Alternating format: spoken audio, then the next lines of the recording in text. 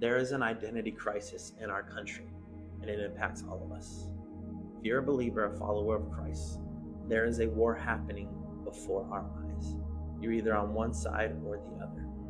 The U.S. has turned away from God. We can't get angry. Why? Because we don't wrestle against flesh and blood. The enemy is out to destroy this next generation so hard. He is attacking families harder than I have ever seen in my entire life.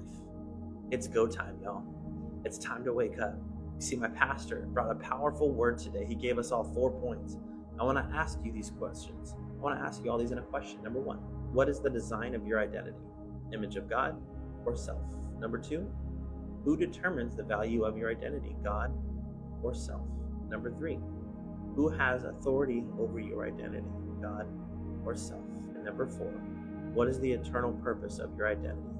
To glorify God or self? He was speaking from Matthew 3:16-17, carrying over to Matthew 4:1-11.